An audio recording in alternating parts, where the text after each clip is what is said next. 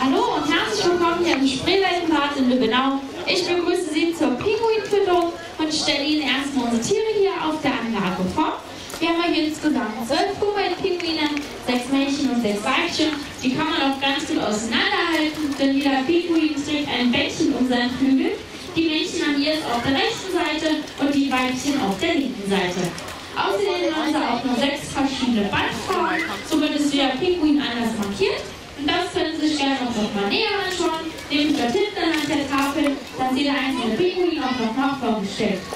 Dann haben wir noch 2 Enten hier auf der Anlage und die sind nicht etwa zugeflogen, sondern die haben wir hier raufgesetzt, sind patagonische Schopfenten, kommen ursprünglich aus Südamerika und ernähren sich dort hauptsächlich von kleinen Tieren, wie Insekten, Krebsen oder Fischen, aber sie gehen auch gerne mal auf die Wiese, um dort ein paar Gräser zu gucken. Die Humboldt-Pinguine kommen ebenfalls aus Südamerika und leben dort an der Küste von Peru und Chile. Man braucht sie sich also nicht mit ewigen Eis vorstellen, das kennen sie auch gar nicht. Die haben dort die Temperaturen im Sommer um die 40 Grad und im Winter noch immer um die warmen 8 Grad. Und wirklich nur 6 der insgesamt 17 Pinguinarten kommen dort vor, wo es richtig kalt ist. Der Rest, also doch eher die meisten wärmeliebende Pinguine und kommt zum Beispiel noch aus Australien, aus Afrika oder sogar von der Galapagos-Inseln. In der Natur ernähren sich die Humboldt-Pinguine hauptsächlich von Fisch, wie Anschovis und Sardinen, aber auch kleine Tierchen wie Krill oder Tintenfische fressen sie auch mal gern. Bei uns bekommen sie hauptsächlich Hering. Ist genau der gleiche, den Sie auch auf Ihrem Fischbrötchen haben. Ab und zu bekommen Sie auch noch ein paar Sporten, aber nicht zu viele. Die sind recht fetthaltig und wie Schokolade für uns. Und wir wollen nicht, dass es zu dick wird. Wir bekommen jetzt eine Stiefbeform und dadurch gehen ja da viele Vitamine und Mineralstoffe verloren. Die tun wir dann mit Vitamintabletten wieder hinzufügen. Die stecken wir in den Fisch rein und jeder Pinguin bekommt dann so einen Vitaminfisch am Tag. Wenn Sie richtig Hunger haben, können Sie sogar bis zu einem Kilogramm fressen und das schon ganz schön viel, weil die wiegen ja selber nur 4 bis 5 Kilo. Also wenn man das mal auf uns umrechnet, wer etwa 50 Kilo wiegt, müsste dann am Tag allein 10 Kilogramm essen. Ist, denke ich, noch für uns nicht machbar, für die Pinguine aber eine Leichtigkeit und das müssen sie auch, denn zum Beispiel in freier Wildbahn kommt ja nicht jeden Tag ein Fischschwamm vorbei und dann müssen sie sich auch nur ordentlich den Bauch vorschlagen. Wir haben hier ganz besonderes Wasser drin im Becken, ist nämlich Salzwasser, erkennt man schon vorne an den Scheiden, weil die ganzen heißen Flecken drauf ist das Salz, was sich dort abgelagert hat. Wir haben hier fast 2 Tonnen Salz drin, deswegen kriegt ihr im Winter das Wasser auch nicht zu und außerdem sind wir auch bei den Pinguine die ganze Zeit drin und halten das schön frei. Das Wasser hat jetzt eine Temperatur von ca. 27 Grad, ist also schon ganz schön warm, schon ein bisschen fast zu warm für die Pinguine. Auch im Winter sind sie immer gerne im Wasser. Da hat es mal gerade eine Temperatur von 1 Grad. Das macht ihnen überhaupt nichts aus. Die haben nämlich ein ganz wasserdichtes Gefieder. Ist so ähnlich wie so ein Taucheranzug und als Thermounterwäsche tragen sie den wieder. Und wenn es ja doch noch ein bisschen zu kalt am Hintern wird im Winter, können sie noch hinten reingehen in ihr Winterquartier. Da ist sogar eine Fußbodenheizung drin, dann auf lauschige 20 Grad gestellt und dann können sie sich dann wieder aufwärmen. So, fange ich jetzt noch mal runter. Sonst will ich mal nach auf, wenn sie Hunger hätten. Überhaupt nicht.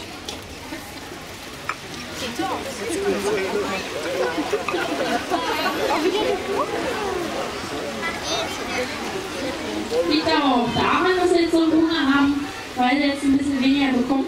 Die letzten Tage sind nämlich ganz schön dick geworden.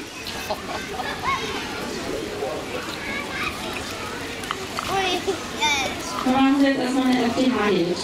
Und innerhalb von 2 Wochen sind sie wieder schlank. So, die ersten paar Fische. Könnt ihr euch jetzt erst um der Hand oder aus der Hand, damit ihr dann die Wildbären aus der Hand lassen. Die kommen halt ihren Vitaminfisch auch aus der Hand. Hat außerdem auch noch den Vorteil, dass man sich da noch mal von nah anschauen kann, um zu gucken, ob es denen auch gut geht, ob sie nicht irgendeine Verletzung haben oder so. Aber es scheint alles in Ordnung. Alles in Ordnung zu sein. Und keine Angst, wenn jemand Pinguin irgendwo runterfällt, die sind ganz robust. Das ist süß. Da passiert jetzt überhaupt nichts. So, ich würde auch mal gerne hier oben, weil nämlich normalerweise als erstes immer die Kitty und die Luise hier hochgesprungen kommen. Die bekommen nicht mal am wenigsten ab, so kriegen sie dann noch ein paar Fische extra. Und auch die kleinsten hier.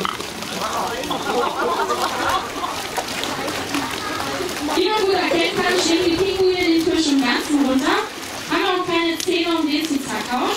Dafür ganz kräftige und scharfe Schnabel, mit denen sie auch nur ordentlich zubeißen können. Muss man sich schon ein bisschen aufpassen beim Füttern, dass sie eigentlich aus den Finger reinbeißen. Deswegen würde ich auch nicht empfehlen, mal die Finger ins Wasser reinzuhalten oder versuchen, die Pinguine zu streicheln. Nicht, dass dann dort nachher nochmal zubeißen und dann ist das Geschrei groß. Tut nämlich ordentlich weh. So, den einzigen Fisch werfe ich jetzt mal rein, damit sich auch noch ein bisschen bewegen müssen. Ich schaue hier, ob der Kaum rausgeht. Und unter Wasser kann man aber auch ganz gut erkennen, wie wendig die sind. Können nämlich Geschwindigkeiten von bis zu 25 km/h erreichen, können so 5 bis 10 Minuten lang unter Wasser bleiben und die tiefste Tauchtiefe beim Humboldt-Pinguin wurde in ca. 100 Metern gemessen. Ansonsten tun sie sich unter Wasser genauso fortbewegen wie in der Luft, also hauptsächlich Schwung mit ihren Flügeln und dann schwenken die Füße, die dienen als Ruder. Und man hat mal ausgerechnet, wie viel km/h so ein Pinguin drauffahren müsste, um in die Luft zu steigen. Das wären rund 400 km/h, aber ich denke mal nicht, dass wir das schaffen werden. Alle sollen ja nicht rauskommen. Humboldt-Pinguine können relativ alt werden, nämlich bis zu 30 Jahren. Das ist schon ganz schön viel für so einen kleinen Vogel. In der Natur werden sie natürlich nicht so alt, so höchstens 10 bis allerhöchstens 20 Jahre. Weil dort kommt halt ab und zu mal kein Fischschwarm vorbei. Da haben vielleicht ein Hai, ein Orca-Wal oder auch ein Seelöwe, die den Pinguin sozusagen zum Fressen gern haben. Ja, und wenn jetzt den Pinguin ein paar weniger Fische abbekommt, das ist gewollt, müssen halt ein bisschen abnehmen. Also das schwerste zurzeit der Wolti, der wiegt jetzt gut 5,3 Kilo. Könnte also mindestens 800 Gramm noch abnehmen. Und wäre so das Idealgewicht, im Gegensatz dazu zum Beispiel Luise oder die Kitty, die jetzt ein paar Fische extra von mir bekommen haben, die wiegen etwa 4,3 Kilo. Also ein Kilo leichter. Der Pinguin ist es eigentlich ganz egal, weil die Weibchen, die finden eigentlich solche etwas kräftige Männchen sehr attraktiv. Bei denen ist es nämlich bleibt es sexy.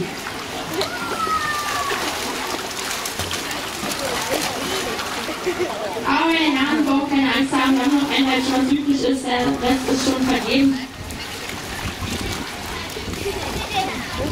Das kann oben ins Wasser gehen. Genau, gut. So, das war jetzt auch schon der letzte Fisch und das war es jetzt auch schon von mir. Ich wünsche Ihnen jetzt noch einen ganz schönen Tag hier im Spreewaldmarkt genau und bedanke mich für Ihre Aufmerksamkeit.